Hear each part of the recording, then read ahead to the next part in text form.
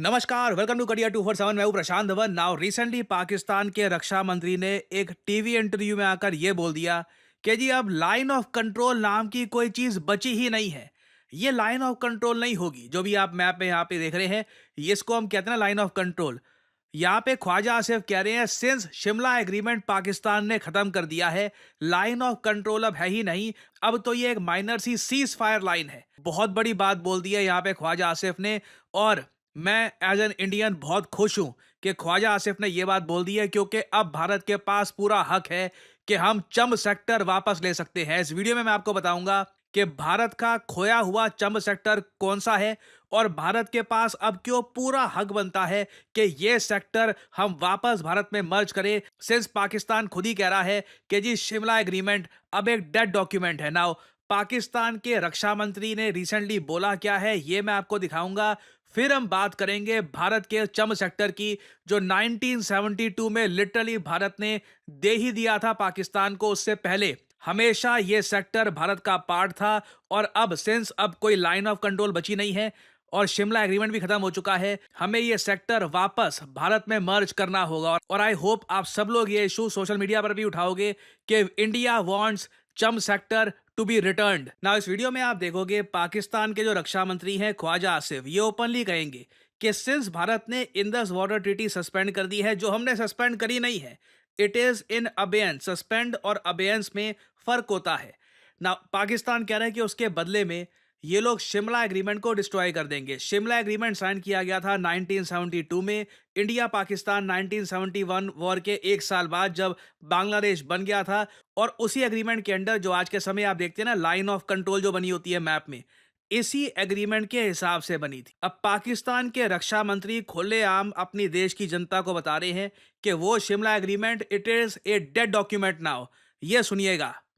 Role line जो है उससे अब ये सीजफायर लाइन चली गई है। जो 1948 में जो डिक्लेयर यूनाइटेड नेशन ने इसको सीजफायर लाइन किया था, वो जो जंगबंदी हुई थी जिसके बाद रेजोल्यूशन हुआ, सारा प्रोसेस जो है वो तारीख का हिस्सा है। ये भी अंडरस्टैंडिंग आई थी कि ये डिस्प्यूट्स जो हैं वो बायलैटरली डील होंगे। अब ये मल्टीलैटरली या इंटरनेशनली जो है डील हो सकते हैं। शिमला माहदे के अंदर जो एलओसी उसका किया था, अब शिमला माहदा जो है IWT जो है इंडस वाटर ट्रीटी जो है वो कल अदम हुई या नहीं हुई, कम से कम शिमला माहदा जो है फारग हो गया। It's a dead document now. बिल्कुल। तो आपकी जो सीज फायर लाइन की हैसियत और एलओसी की हैसियत वो आपको दोबारा से बैठ के डिस्कस करनी है। बिल्कुल कि ये जंगबंदी लाइन है, आप बताओ। हाँ, जो चीजें ओवर द डेकेड्स जो है कुछ हमने स्टेप बैक किया हुआ था, हम वापस 48 वाली सिचुएशन के ऊपर आ गए हैं, जिसके ऊपर पंडित जवाहरलाल नेहरू के बयानात हैं और उन्होंने एक्सेप्ट की हुई है।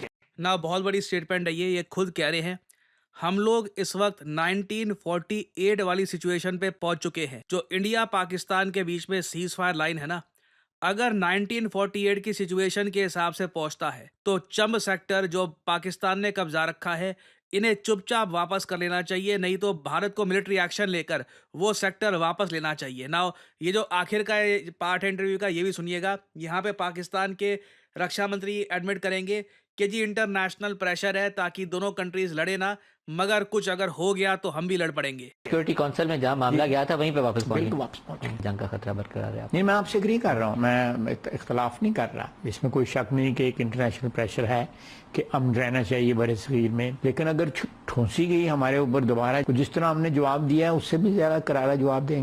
ना आगे इन लोगों ने वही बात करी है कि कैसे ये बढ़िया फोटोशॉप स्किल्स के साथ इस बार और बढ़िया बढ़िया फोटोज बनाकर एक दूसरे को गिफ्ट करेंगे। बट यहाँ पे आपको देखना होगा चम सेक्टर है कहाँ पर और इसकी लोकेशन क्या है, और क्यों आज के समय लगातार आर्टिकल्स पब्लिश हो रहे हैं जहां पर यह कहा जा रहा है कि पाकिस्तान के रक्षा मंत्री ने शिमला एग्रीमेंट को डेड डिक्लेयर करके बेसिकली चंब सेक्टर भारत को दे ही दिया है। अभी हमको मिला नहीं है, but it should belong to us now.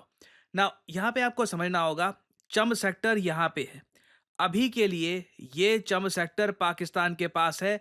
Pakistan occupied Kashmir का जो एरिया है उसको बिलोंग करता है ये सेक्टर। और इंटरेस्टिंग बात देखिए, जब से भारत आजाद हुआ है तब से लेकर 1971 तक चम सेक्टर भारत का पार्ट। उसके बाद क्या हुआ देखो, 1971 वॉर में एक बात तो सबको पता है, बांग्लादेश बन गया। उसके अलावा भारत ने जो एरिया कब्जा रखे थे पाकिस्तान के, वहां से हम पीछे हट गए। जहां से कुछ इलाकों से पाकिस्तान की आर्मी थोड़ी बहुत अंदर आई थी, वो भी पीछे चले गए सिवाय चंब सेक्टर के। यहाँ से कभी भी पाकिस्तानी आर्मी पीछे गई नहीं। एक्चुअली पाकिस्तान ने बहुत सारे टैंक्स और बहुत सारी आर्टिलरी के साथ यहाँ पे अटैक कर दिया था। हमारे कई सिविलियंस को ये सेक्टर छोड़ के भागना पड़ा क्योंकि इतना एक मैसिव अटैक था। पाकिस्तान चम सेक्टर कब्जा कर बैठ गया था। हमने भी पाकिस्तान के कई एरिया कब्जाने स्टार्ट कर दिए थे, मगर जब वॉर खत्म हुई पाकिस्तान ने तब भी चम सेक्टर को अपने पास रखा। और जब 1972 में शिमला एग्रीमेंट हुआ, भारत और पाकिस्तान की सरकारों ने आपस में डिस्कस किया कि कैसे एक लाइन ऑफ कंट्रोल बनाई जाएगी ताकि पीस स्थापित हो सके। ये सब डिस्कशन किया गया। उस दौरान पाकिस्तान ने चम सेक्टर वापस करने से मना कर दिया और अनफॉर्चुनेटली इंदिरा गांधी जी भी मान गई, चलो ठीक है, चम सेक्टर लाइन ऑफ कंट्रोल के उस पार रहेगा। हमने ये ऑब्वियसली एक्सेप्ट नहीं किया है कि ये पाकिस्तान का पार्ट है, क्योंकि हम पूरी लाइन ऑफ कंट्रोल को ही कुछ ऐसा नहीं मानते कि इंटरनेशनल बॉर्डर है। जो भी ये सारा एरिया है it is part of India. तो चम सेक्टर भी भारत का पार्ट है, मगर शिमला एग्रीमेंट भी अगर पाकिस्तान खत्म कर देता है, जो ये लोग यहाँ पर कह रहे हैं डेड डॉक्यूमेंट हो चुका है, भारत को पूरे हक से मांगना चाहिए कि चम सेक्टर या तो वापस करो या फिर हम मिलिट्री एक्शन लेकर इसको वापस करेंगे। And I think prime minister Narendra Modi को जेन्युइनली इसके बारे में सोचना चाहिए कि अगर पाकिस्तान सच में ये शिमला एग्रीमेंट खत्म करता है, अभी वैसे आप पूछोगे मैं ये क्यों बोल रहा हूँ, सच में खत्म करता है, वो क्या तो रहे हैं डेड डॉक्यूमेंट हो गया, डेड डॉक्यूमेंट हो गया। अभी आऊंगा उस पर, थोड़ा आऊंगा। पाकिस्तान एक अजीब सा देश है। खैर, अगर पाकिस्तान जेन्युइनली शिमला एग्रीमेंट को खत्म कर देता है, प्राइम मिनिस्टर मोदी को अपनी लेगेसी का पार्ट बनाना चाहिए कि चंब सेक्टर को फिर वापस भारत में जोड़ा जाएगा, क्योंकि ये सेक्टर हमेशा भारत का पार्ट था। और अगर कोई ये नई लाइन बनती है, सीज फायर लाइन, तो उसको बिल्कुल 1972 से पहले का जो टाइम था उसी के हिसाब से ये नई सीज फायर लाइन हमको बनानी चाहिए। नाउ अब हम आते हैं पाकिस्तान के ऑफिशियल स्टांस को लेकर, क्योंकि ख्वाजा आसिफ ने बोल तो दिया और इनका जो बहुत सारे मीडिया आउटलेट्स है सब कूद पड़े, सबने आर्टिकल छापने स्टार्ट कर दिए कि Pakistan terminates Shimla agreement with India. ये जी इस्लामाबाद पोस्ट का article, Pakistan pools out of Shimla agreement, line of control will now become cease fire line, declare हो गया जी। ठीक है, पाकिस्तान का मीडिया तो सबसे पहले यहाँ पर लगातार डिक्लेयर कर रहा है, जरे पाकिस्तान ने बहुत कोई अकॉम्प्लिशमेंट कर दी, इंदस वाटर ट्रीटी की अबेयंस का जवाब दे दिया। ये सब आर्टिकल छप रहे थे। उसके बाद फाइनली पाकिस्तान के फॉरेन ऑफिस से एक स्टेटमेंट आती है, ऑफिशियल स्टेटमेंट।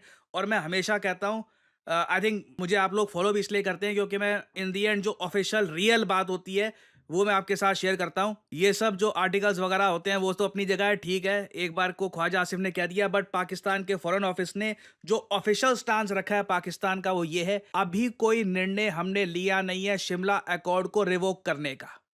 क्यों? किनको पता है चंब सेक्टर वापस करना पड़ेगा, इंडिया को फुल उससे अधिकार मिल जाएगा कि हम एक बार को अपनी धरती वापस ले पाकिस्तान से। शिमला एग्रीमेंट हमारे लिए नहीं है।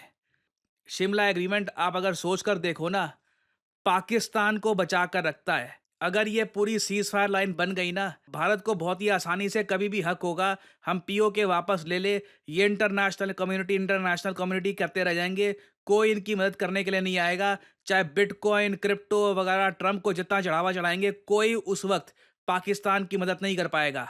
तो अभी के लिए देखिए, ऑफिशियल जो स्टांस है पाकिस्तान गवर्नमेंट का वो ये है, शिमला एग्रीमेंट को अभी तक इन्होंने रिवोक किया नहीं है, लगता भी नहीं है करेंगे। आई मीन करेंगे तो ब्लंडर होगा इनके लिए, हमारे लिए गोल्डन अपॉर्चुनिटी होगी। उस केस में मैं कहूँगा कि देश के हर नागरिक को कहना चाहिए कि हमें चम एग्रीमेंट वापस भारत में मर्ज करना चाहिए। At least this is the least we can do. देखो, एक बार को कोई ये कह दे कि जी पाकिस्तान से पूरी वॉर कर दो, पूरा पीओके वापस ले लो, उसका बहुत बढ़िया कॉस्ट भी आएगी साथ में। ठीक है, देश की तरक्की, डेवलपमेंट वगैरह इकट्ठा अगर हम एक बड़ा ऑपरेशन करते हैं, that will cost us a lot as well. अगर हम लोग तैयार हैं वो कॉस्ट बेयर करने के लिए, sure, that's a great idea. मगर मैं एक रीजनेबल तरीके से अगर बात करूँ ना, एक सेक्टर जो बिल्कुल भारत के पास होना चाहिए था, पाकिस्तान ने गलत तरीके से शिमला एग्रीमेंट के अंडर ये सेक्टर अपने पास रखा। अगर शिमला एग्रीमेंट खत्म होता है तो चम सेक्टर बिल्कुल भारत को वापस लेना चाहिए।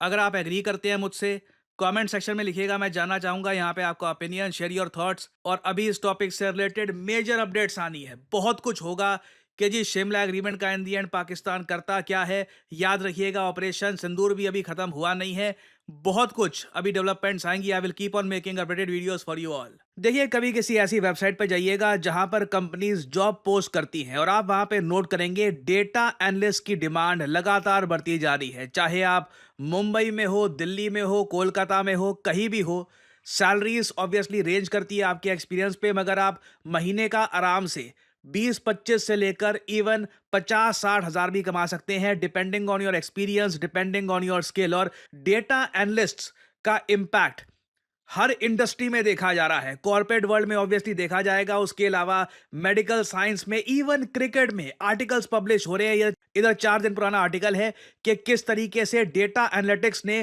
क्रिकेट को ऑल टुगेदर ट्रांसफॉर्म कर दिया है। रीजन मैं आपको बताता हूं।